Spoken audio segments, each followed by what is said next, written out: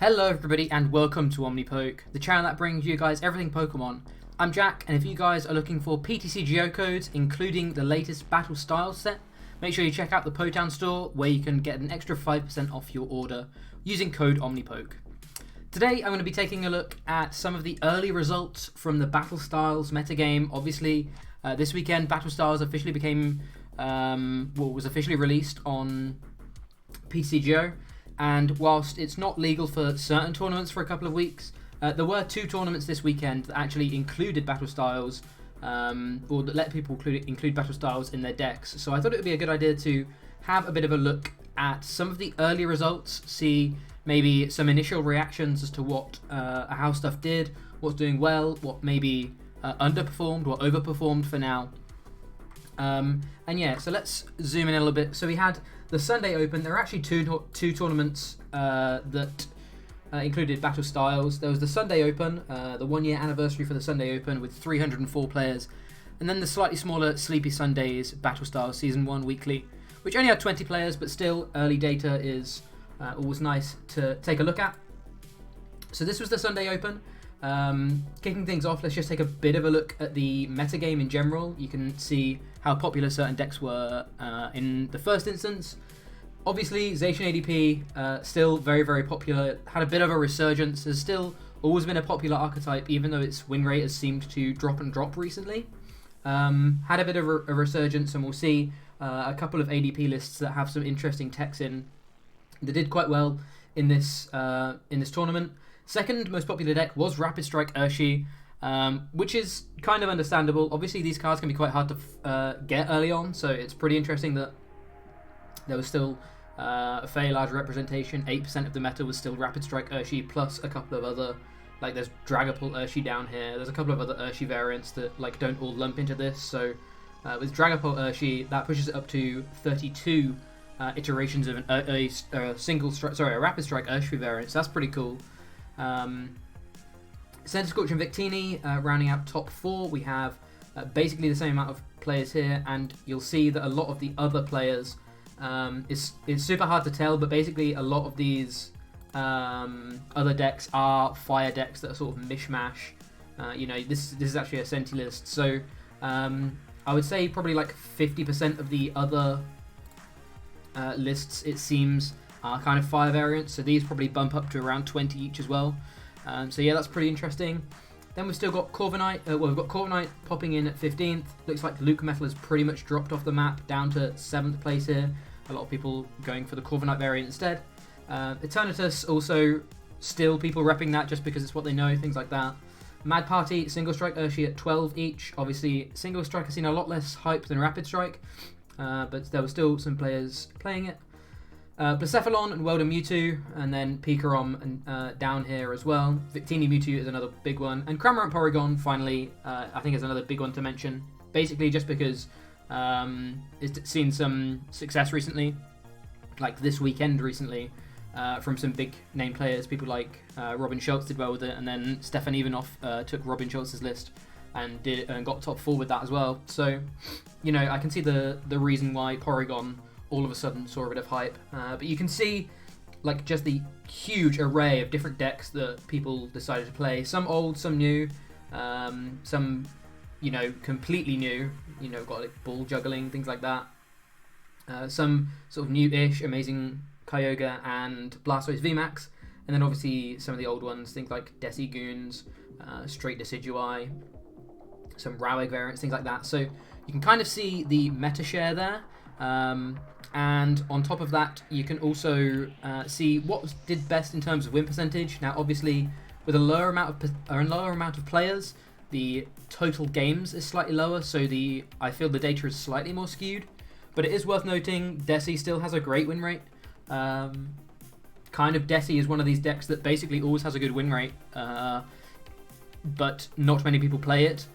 But that's because a lot of people tech for it, and when there's not many, they have to dodge and weave less techs. I think if a lot more players were playing Deci, there'd be a lot more. The win rate would drop quite a lot because a lot of players do tech for Deci. But that's nothing. That's really nothing. There's no problem with Deci doing well, really, because it's one of these kind of decks which is sort of always in a cycle.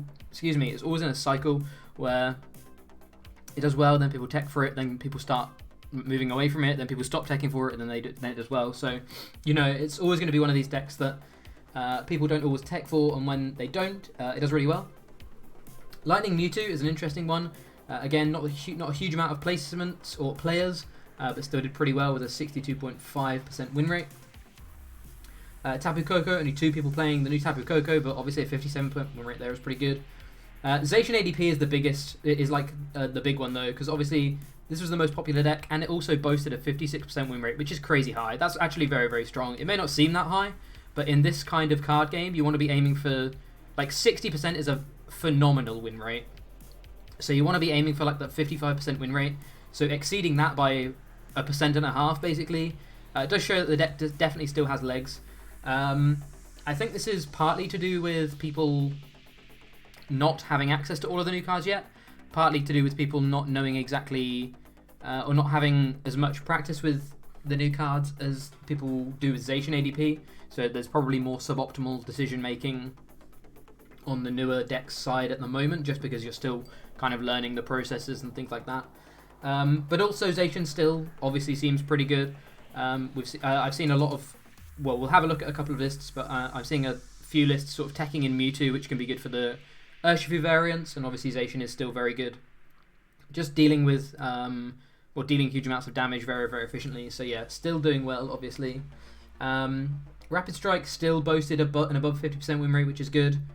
Same with Pikarom, well done Mewtwo. Rowegg as well, doing pretty well. Both the Victini variants up in the 50s as well is great. That shows that Victini is definitely not a meme. And whilst I don't think Centiskorch is like a bad deck, it's definitely interesting to see that Victini was nearly, well, in one case was almost 5 percentage points above Senti. Actually, it was over 5 percentage points above Senti in terms of win rate. Don't think Senti's a bad deck at all, but it does show the strength of Victini for sure. So yeah, there's 2 variants of Victini, sort of just the straight Victini, and then the one which is kind of a bit like Welder Mewtwo, a bit like Hybrid. I don't know whether anyone remembers the MASH deck that Joe, myself, and a couple of our friends played for a couple of regionals when Mewtwo first came out. But this is basically the same as that. It's Mewtwo. It's a small Mewtwo package in a fire deck. So yeah, pretty interesting stuff. Mewtwo still seeing a lot of play, and Victini kind of becoming the new partner is interesting. But yeah, onto some of the lists. In first place we had Liam Kidd winning the event actually with Centiskorch, which is interesting. And when we take a look at the list, you'll see that there's actually no new cards in here, which is wild, considering this set is crazy strong.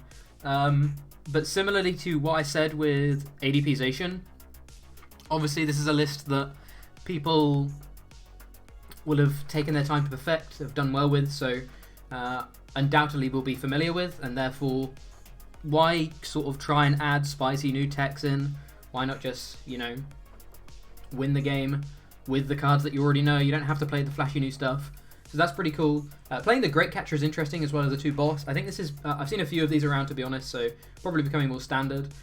Double Reset Stamp, double Crystal, no sort of Blound package, nothing like that. This is a proper Centiskorch list, rather than kind of mashing all of the fire attackers in. I know there are a couple of Sentis that were like 2/2 Sentis and a Blound and stuff, but this is just 2/2 Senti, a Cram and a Volk. Not a Cram and a Volk, but it does play Volk.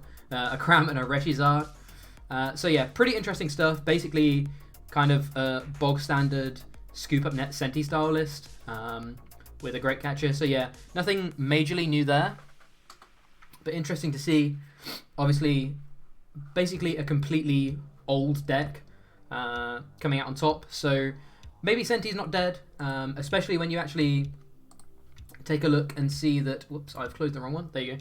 Take a look and see that it actually beat a Victini in the final. So that's super interesting, because in my mind, I think Victini, if I was sort of given, if I was putting my money on it, I think I probably would put my money on Victini. So yeah, that's super interesting. Basically, I mean, you can see how identical these 2 lists were. This is essentially a Centiskorch list, but you've cut the Centiskorches, you've put the Victinis in, you've changed a couple of the counts around, and yeah, Victini is your new Centiskorch. So definitely very interesting stuff. Opting to play the Heatran as well as the Reshizard. 1/1 of the 2 Victinis is interesting as well. I personally really like the old one, but This one being able to do just a flat 120 for 2 on anything is pretty cool, to be honest. Means you're guaranteed Okoing Zacians no matter what. Obviously this one only Okos them when they have energy on, so this one guaranteed Okoing them is pretty cool. But yeah, nothing, again, too flashy in this list. The Great Catcher, once again, double stamp, kind of almost card for card, just the Victini interchangeable with the Centiskorch, which is interesting. So yeah, but Centiskorch coming out on top in the final, so definitely an interesting result there, I think. Top 4, we do indeed see a Zacian ADP. And as I mentioned earlier on, this one's playing a Mewtwo GX, which is interesting. Obviously, if you decide to Altered Creation with a Mewtwo instead, you can then attach an Ultimate Ray with a Mewtwo, meaning you're knocking out a Rapid Strike Urshifu Vmax or a Single Strike Urshifu Vmax, and also setting up a Zacian, which is pretty cool. Probably taking 4 prizes, setting up a Zacian to then inevitably just take... At that point, you don't even need to boss a Dedenne or anything, you can just boss a 1 prizer. So that's definitely really cool. Again, nothing really too spicy with this list. Another list that's actually playing no new cards though. So interesting to see the first tournament. Is this, is this because the set has been overhyped? Is this because people couldn't get hold of the cards, or is this just because the cards, aren't good enough? These decks, the old decks, are still just the best decks. It'll be interesting to see how the format sort of plays out. But yeah, this is really interesting. Again, nothing particularly wild about this list. I think the Mewtwo is the most sort of out there inclusion, but it really makes sense with the amount of new fighting decks on the block. Another top 4 deck was Evenoff. Again, he top 4'd twice in one day or in one weekend, which is pretty impressive. But it's Evenoff. You don't need to be too surprised, I guess. Playing basically Tempo Zard, but sort of thinning out on the Zards and going for a 2-2 Victini package, which is interesting, kind of leaning into Victini's early game pressure, but interestingly only playing the 2 boss. And this is something that I'm kind of very curious on, and I'm looking forward to seeing how this deck sort of evolves and changes throughout the season, because to me, one of the best things about Victini is being able to attach turn 1, and then on turn 2, boss, attach, evolve, and just knock out whatever V that they are representing to be a threat next turn. And with 2 boss, that makes that a lot harder. I think a lot of Victini lists will be playing a very high count of boss. Obviously, we saw that other list was actually playing a fairly low count of boss, I believe. Let me go back and double check. Yeah, still only the 2 boss, but they were playing the ropes. So there was still, and the Great Catcher, so there was still a lot of Gust. I guess Great Catcher isn't great in that scenario though. But yeah, there's still the 2 ropes. But this one is just playing the 2 boss, interestingly. So yeah, no ropes or anything. Obviously you've got things like Mewtwo Scoop Up Net to get bosses back, but you really want to be seeing the bosses early, I think. So obviously super good list. Apparently did very well, but I'd be interested to see what his sort of general lines of play were, because it feels like you can obviously make this max victory line of play, but it's a lot harder to pull off if you only have 2 bosses gusting rather than 4 boss, or in the other list there was 2 boss, 2 rope. So yeah, very interesting. I would imagine sort of using the Vmax's ability tempo kind of early, similar to how you would use Reshizard's tempo early. This is even better for tempo, to be honest, because you have more HP and require less energy and basically do the same amount of damage. So having that tempo early to then be able to just come in late game and knock out basically whatever you want with Persephone, very interesting stuff. Kind of makes sense. It all kind of synergizes well together. So pretty good. No Galarian Zigzagoon, considering this is a heavy scoop up net list, is also interesting. Basically just the Jirachi and the Mewtwo for scoop up targets. But yeah, pretty cool stuff. 1 stamp always scares me so much. But I guess the stamp worked out, and also then the 1 Cherish Ball as well to grab the 1 Dedenne, the Reshizard, or the Oricorio. So yeah, very interesting list. One that I think I'd be interested in hearing some of the decisions behind. I feel like immediately you want to be leaning into this Victini Vmax a lot more, sort of by playing a higher boss count, a higher communication count, Really trying to go for that max victory, but instead keeping it very tempo Zardy and just kind of slotting these two in. But obviously worked out very well for him, so huge props to him. Top 8 was rounded off by one of the 3 Decidueyes. I think there was 3 anyway. Actually, a Decidueye Swanna. Excuse me. Which is pretty cool. Decidueye Swanna is not an archetype we've really seen very much from in the past. So, really going for the Birdkeeper type strats. Obviously, Feather Slice does 140 for basically 0 energy if you've Birdkeepered. Decidueye gets a bit worse with Empoleon in the format, because Empoleon sort of helps you, or stops your Jirachis in the early turns and stops your Snorlaxes in the early turns to try and then set up. But obviously Empoleon is bugged right now, so it means that Empoleon isn't seeing as much play as usual, and because of that, Decidueye can still get away with doing the early turn Gourmandizers and Stellar Wishes, and basically then just late game going double Decidueye. So that's pretty cool. I think in general Decidueye will be slightly worse though when Empoleon isn't bugged, because I think a lot of Rapid Strike decks will just be playing Empoleon kind of as a rule. And this kind of gets caught in the crossfire. If you get into the position, obviously Decidueye is still a great Pokemon. All of their Pokemon, they very rarely run an answer for. But it's going to be harder to get into that position because you can't Snorlax and Jirachi in a lot of instances. So yeah, but this list is really wild. We've got the one take out Apom, which is cool. Yank out, discarding random cards from the opponent's hand. I guess trying to get rid of some of their outs to trying to, boss around you or anything like that. Other than that, kind of fairly standard. Heavy Rosa, heavier Birdkeeper than usual, but obviously you've got this Swanna package. I'm going to be completely honest, I don't know exactly what the Swanna is included for. I'd be interested to hear more, because I don't know when 0 for 140 is ever amazingly strong. I guess this lives a Rapid Strike in the active, but again, you shouldn't have a problem with some of these single... Well, you have more of a problem against single decks, but Rapid Strike decks shouldn't really be a problem for you, to be honest, because you should be able to just evolve, and they very rarely run great answers. So, yeah, I'm interested in hearing more about the Swanna. If anyone has any idea, please let me know down below, because I want to know more. I really do. Other than that, a lot of the usual suspects, though. Fion, Mewtwo, Mew and Zigzagoon. No Goons, no Heavy Goon line, I should say. I think Heavy Goon is getting a lot worse, though, just because more and more VMAXs are becoming relevant. It means Load Obstruct is a lot weaker of a strategy. So, yeah. I think in general... we're going to see more Decidueyes than Decigoons in a lot of instances from now on. So yeah, really interesting list. I really want to hear more about the 2-2 Ducklet and Swanna. Nothing comes to mind at the moment.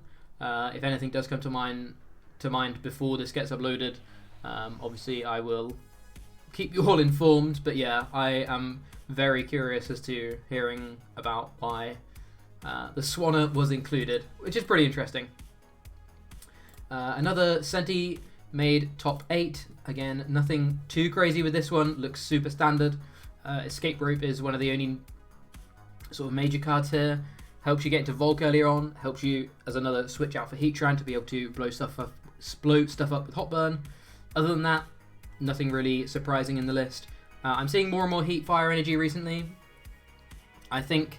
that's probably well, I think in general just more and more people are playing Heat Fire Energy anyway. But I think this could potentially start to dwindle again if people start moving towards playing Fan of Waves, because Fan of Waves plus Heat Fire means you can set up knockouts mid-turn for yourself, and that's always a very scary concept, because mid-turn knockouts can't be manied or stamped away. You just immediately get the card advantage. So I think we could potentially see Heat Fire Energy dropping in counts again if the meta moves more towards those, heavy fan builds of Rapid Strike and or other decks. There's a lot of other decks that still like fan. So yeah, very interesting stuff. High boss count, to be honest, for a Senti list. 3 boss. Double Eldegoss as well. Double Eldegoss is something that Joe, myself, and a couple of other people really liked in Senti when it was first released. So it's cool to see Double Eldegoss back. but super heavy on the boss count. We've got 1 rope, which is kind of a pseudo boss, +3 boss, +2 Eldegoss.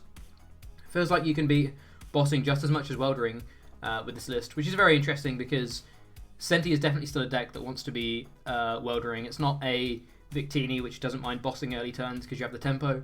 This is completely tempo-based all-around Welder, so interesting that they've gone for the heavy boss count, but obviously means that you're able to boss way more consistently in the late game, which is a lot of the time what you want to do. So yeah, very, very cool. Next up, we have another ADP-zation. This is playing a 1 Wash Water, which completely baffles me because, well, it doesn't baffle me. I kind of get it. Back when Unit Energy was available, you would often play Auroras and 1 Unit Energy to be able to search with Guzhala for a guaranteed energy or a guaranteed water and not have to discard your energy. Discard an extra card, I should say. So I see the synergy there, but I'm surprised we're back into a format where this kind of Guzhala-esque ADP style deck is viable again, because this deck was, I think, way slower. Well, kind of was proved to be way slower than the energy switch like hyper aggro build. And we've kind of this list has gone back on itself and is now playing the tag call Guzhala Wash Water Aurora Energy with a few different tools and that kind of thing. So yeah, very, very interesting. Interesting to see. I obviously, again, did very well, so I can't really say too much negative about it. But it will be interesting to see whether this is the driving force of ADP in the future, whether it moves back to tag call engines, or whether we sort of stay in the, again, the hyper aggro kind of just straight basic energy builds. But yeah, other than that, again, not many of these lists have many new cards, which is very interesting. This looks like it's still got the Mewtwo in to hopefully be able to deal with some of these new Psychic Weak Pokemon, which is cool. But yeah, other than that, full boss and a great catcher. The double stamp, no hammers or anything. Yeah, pretty interesting stuff. Back to tag call Guzhala.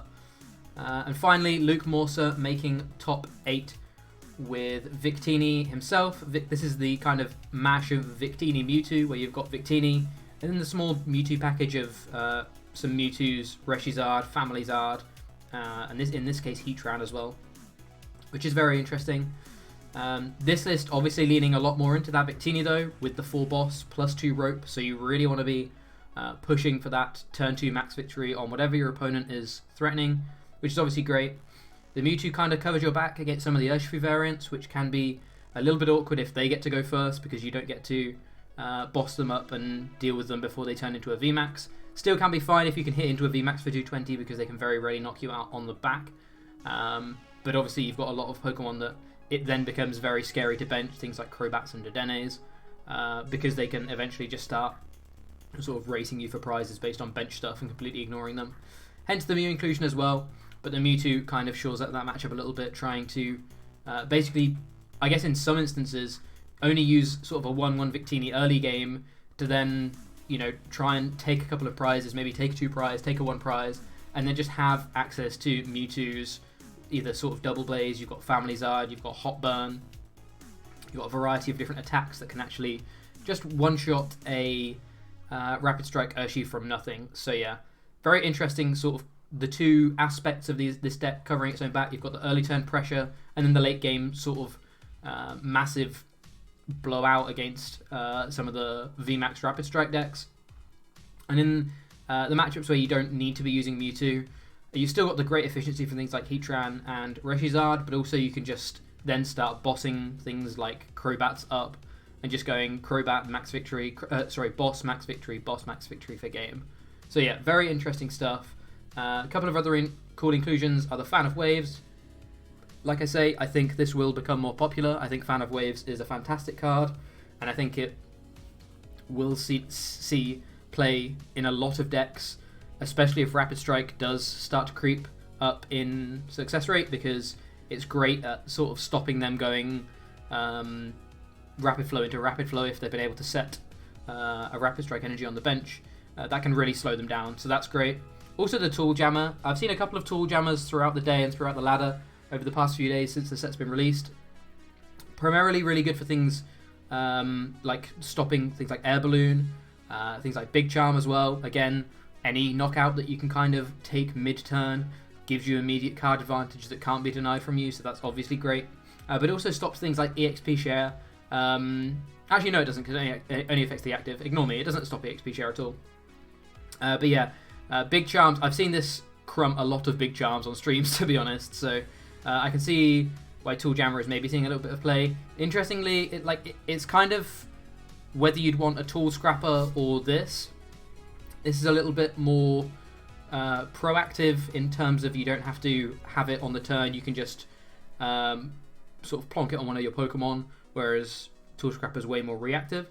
But obviously this can be scrappered, as well as also, you know, if your Pokemon gets knocked out before you sort of would be able to use it, it's kind of just the same as you using it and not getting to, or you having to discard it and not get to use it. So I'm not completely sold on Tool Jammer yet, but I can see, again, it creeping up in popularity, in particular where decks don't have a great tool to play.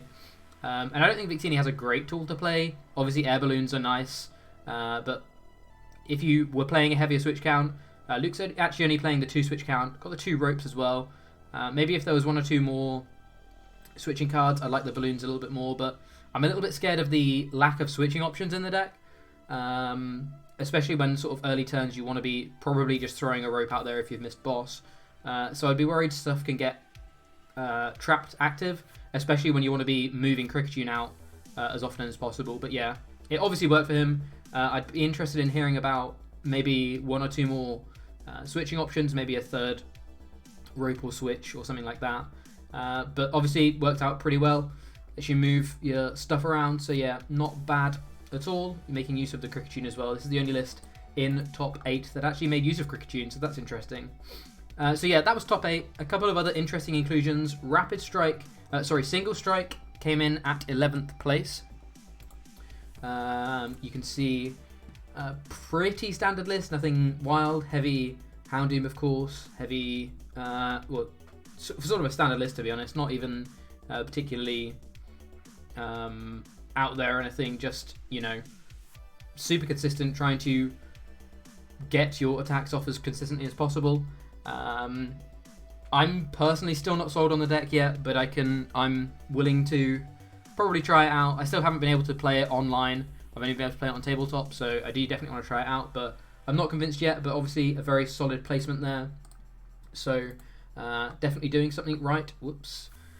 We had a Mad Party come in at 12th. Mad Party obviously gained Level Ball with this set, which I think makes it a lot more consistent. Actually, interestingly, playing the familiar Bells over Level Balls though. So I guess who needs Level Ball? You're just playing basically a list that you could have played last year, making sure to include the Mew, but other than that, pretty standard stuff. Again, nothing wild. Nothing major to say here either. Interesting, like I say, the inclusion of Familiar Bell over Level Ball. Obviously, Familiar Bell is better in the mid game, but I think early game, Level Ball should be a lot more consistent. But I guess you can search out rhymes with Familiar Bell, so yeah, pretty standard stuff. It's a shame that we don't have some kind of special charge, because I think that could be what that deck is really missing to completely pop off. Undaunted Hound making top 16 with Rapid Strike. This was the highest placing Rapid Strike variant. This is actually a Cincino Rapid Strike, one that I'm going to definitely try out and hopefully profile in the next couple of days for the channel. Basically, you can tell if you've been playing for the past couple of years, or 3 or 4 years, these 2 Pokemon are very similar to Zoroark and Golisopod. So it's kind of like a Zoropod style engine from back in the day. Obviously things are a bit different now, but yeah, really interesting stuff. Level Ball in general makes Cincino engines way better. Obviously Evo Incense being able to find the Rapid Strike as well is great. Got the Mew in there. more than anything for the mirror. Got the Jirachi in there for all of these psychic techs. The three Cheryl count is super high in my opinion. I'd be interested to see, along with the Pal Pad as well. Like you can heal a lot of damage off of your Urshis here. I guess in combination with Jirachi, you're probably not ever getting one shot by anything other than like a rapid strike Urshi. Sorry, a single strike Urshi. So yeah, pretty interesting stuff. Again, it's another list I really want to try out. I don't know how often you'll be in a situation where you're Cheryling, but I guess you can, by the looks of this list, you can kind of spread your damage, not take any prizes, lose a mon or two, go into Karate Belt mode, and basically just go into Rapid Strike, Gmax Rapid Flow into Rapid Flow into Rapid Flow, just by attaching an energy if you've got the Karate Belt, and basically being tanky and healing one Rapid Strike every turn. So that's pretty interesting. Obviously, Tool Jammer and Scrapper kind of ruin that strategy, so if this ever got super popular, we'll probably start seeing an uptick in play of those two cards. But yeah, a really, really cool list. One that I am very interested in trying out, to be honest. I'd like to see how it does. I'm probably going to stream tomorrow playing some of this. But yeah, being able to go Karate Belt, Rapid Strike, Rapid Strike, Rapid Strike is definitely an interesting concept. Especially when you get to heal all of the damage off your Rapid Strikes every turn. It kind of forces them to have to boss around your threat, and if they're bossing around your threat, they're just taking one prizes off the board, rather than sort of Dedenes, Crobats, that kind of thing. So basically, you know, they can only take so many prizes before they're going to have to deal with this Rapid Strike Urshi, and you can just keep Cheryling this every turn, and then just doing snipes every turn. So yeah, really interesting list. I'm very, very excited to try this. Congrats on the placement. I think this is a really, really cool concept. I'm definitely looking forward to giving this one a go. So yeah, other than that, you can see there are a couple of... there was another Rapid Strike variant just here. I don't remember what engine this ran. This was just... Yeah, this looked like it was pretty much just a straight Rapid Strike. We've got a Corviknight making finishing in 20th place. Again, essentially pretty much just Luke Metal with a heavy Corviknight package now and just dropping down to one Luke Metal, just becoming a Bronzong deck.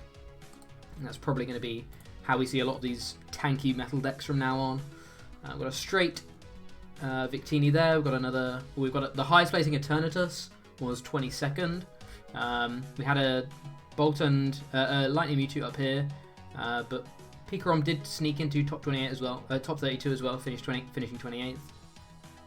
Had the Coco Vmax finishing in 25th place. So yeah, pretty interesting results. Nothing insane in terms of new stuff, but definitely interesting to see. No new decks, or no like Urshi decks, I should say. There were new decks, but no Urshi decks broke top 8. So yeah, it'll be very interesting to see their development through the metagame.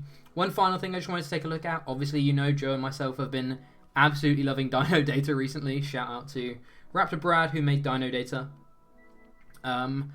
Just having a quick look at the initial matchup spread. Obviously, this is only taking into account 2 tournaments. I can't remember how many games in total, but yeah, only taking into account 2 tournaments. So this will definitely change, but this is just very, very early sort of data. We can start to see where decks fell this week. Interestingly, Centiskorch had a very, very bad matchup spread against exactly everything but Zacian ADP. But because ADP was the strongest deck, was the most played deck, probably was able to farm a couple of those, which is interesting. Everything else was like sub 50, actually almost sub 40. So yeah, Senti looks to be in a pretty scary spot when you then compare it to Victini, where the matchups were a lot more favourable. Still a bad Mad Party and still a bad Pikarom. But all of these, a couple of these become 50%, which is nice, and then the rest of these obviously are up to 80 and 75. Again, I really need to stress that there's only a very minor amount of matches played, so this data will definitely change, but I think it's worth looking at I think it's interesting to look at nonetheless. Corviknight looks to have a pretty bad matchup against some of the sort of more aggressive decks. Victini, obviously, along with Rapid Strike, probably being able to get rid of the Bronzongs pretty quickly. Zacian ADP, I would imagine, out-damaging them in a lot of instances because they can gust and take prizes on basically anything other than the Corviknight, so you're not having to deal with them Cheryling all the time.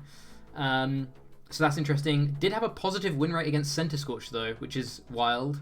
I think, again, this is probably down to a lack of games played. So take it with a pinch of salt, but interesting stuff. Eternatus had a pretty bad day against some of the new stuff. Obviously, kind of expected. Both the single and rapid strike variants have weakness on it, as well as Victini basically being the one scary thing for Eterna, being able to just gust up their lone Eterna, knock it out with only one energy on. So yeah, that's pretty scary. Basically forces you to have to Power Accelerator almost every game. And if you miss Power Accelerator, it's over in a lot of scenarios. So yeah, but still doing well against things like Senti, ADP, and Pikarom. Actually having a good win rate against Corviknight as well. Mad Party. This was kind of a deck that a lot of people thought was going to be the one prize deck of the format, and it seems to have done okay. Again, Senti and Pikarom, kind of we've seen in the past. It can deal with some of these bigger matchups. Actually had a negative matchup against Rapid Strike though, which is interesting. I would imagine it's them being able to deal with Mew fairly efficiently, and then being able to snipe things like Jirachis and stuff. Not Jirachis, Teacups, what are they called? Poltergeists. To take away your draw engine, as well as any Dedenne that basically gets stuck on the board. I could see this number changing based on exactly the Mew count of Mad Party. I think if Mad Party plays double Mew, I could see this definitely creeping up, because it means that you can't take 3 prizes on a Dedenne and then also KO a 1 prizer. And eventually you should be in a position where you can probably one-shot the Rapid Strikes. Maybe you have to target down something like Jirachi, but yeah, we'll see. Obviously, Zacian ADP has always been a bad matchup.